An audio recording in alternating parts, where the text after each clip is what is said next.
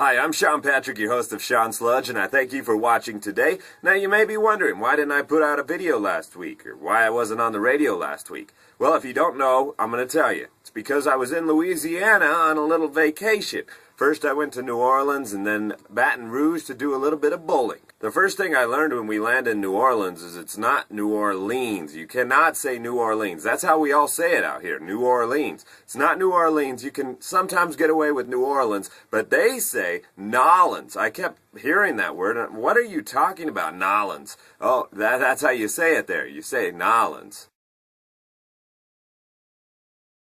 The first stop on our trip after our flight landed in New Orleans was, of course, the French Quarter and Bourbon Street. I thought it was really cool because everyone talks about Bourbon Street and you always hear about Mardi Gras and that sort of stuff, so it was definitely a must stop. Anyways, we soon found out why Bourbon Street is named after an alcohol, because that's all they have on that street is alcohol. After a long flight from Colorado, we were of course hungry, so we needed to find somewhere to eat. I'm not real familiar with hurricanes. I had heard of them before, but I really thought they were a weather event, not a drink. So anyways, we went to this restaurant. It's called Pat O'Brien's. Maybe you've heard of it. It's a pretty famous restaurant. It's out on a courtyard, all wide open. There's no indoor seating. It's all outside. You sit out there with these crazy kamikaze pigeons and you eat your food out there. I ate some shrimp and grits, which I never really thought I would eat. Had this like Cajun sauce on it. It was pretty good stuff. And I made the mistake of drinking 3 of these hurricanes. World famous at this place, and I didn't even know it. I mean, they're in a glass like this big. There's a lot in there. Come to find out a little while later, they have 151 rum in them. So no wonder I was crawling across Bourbon Street later and not walking it. And to make things worse, after lunch, peer pressure is just so strong on Bourbon Street. There are so many bars and restaurants, and they're just like walk through. You go through and you get a drink and you leave, and you keep on walking. You show your boobs and you get some beads. That's about what happens on Bourbon Street. Anyways, we found this place where they have 190 proof, need I repeat myself, 190 proof Jello shots. Yes, we took one of those, and I think my throat's still burning a little bit. That probably aided in, well, me crawling across Bourbon Street like I talked about. I also had decided before I went that I had to get a voodoo doll while I was in New Orleans, because, of course, everyone thinks of New Orleans as all these, there's witch doctors, and there's voodoo, and there's all this stuff. So I wanted to get a real, authentic voodoo doll. So by the time we ate lunch and I had 3 hurricanes and one of those Jello shots that I'm talking about, I couldn't really think straight. I think I even saw Bart Simpson crossing the street, and there was these crazy gold people that were in the street. I don't know if it was my imagination, if they were street performers. I don't know what they were. But anyways, I had had a lot to drink. So I go to this voodoo shop. There's this crazy, scary witch doctor in there. I can't even see the voodoo doll straight. Can't see the price tag straight, obviously, either, because I thought, well, you get a little voodoo doll, it's going to cost you $5 or $6. Anyways, I get one that I really like.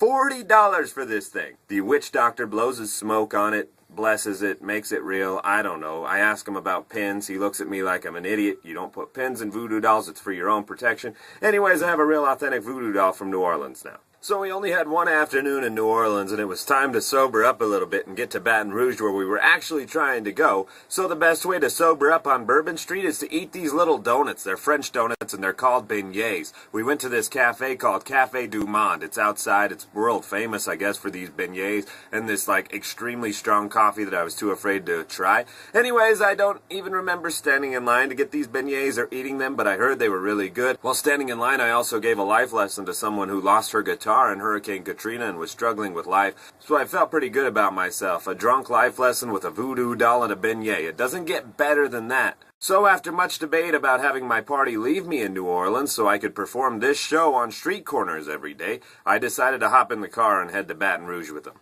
An almost 2-hour car ride in rush hour after drinking 3 hurricanes and having to pee worse than you've ever had to pee? Not a good idea. I think I might have even wet myself a little bit in that rental van. Finally got to relieve myself, and we made our way into Baton Rouge. Now, I heard nothing but bad things about Baton Rouge from people that had been there before me, and it started off kind of bad. The GPS, who's supposed to help us out, was obviously confused as well and sent us through probably the worst part of Baton Rouge.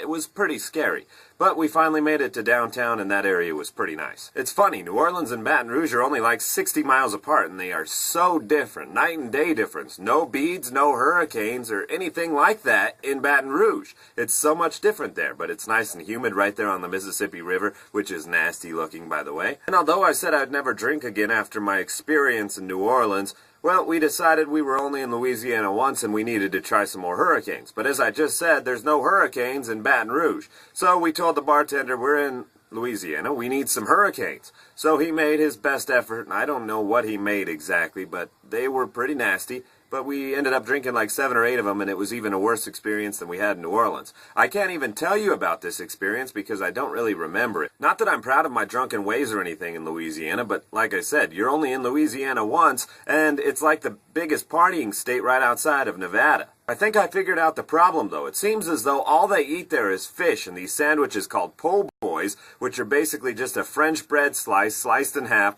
with a whole bunch of fried shrimp on them. Now, you mix fried shrimp on a sandwich with all these hurricanes that we were drinking, and it just spells trouble for your stomach. So, needless to say, I spent a lot of time on the bathroom floor my second night in Baton Rouge.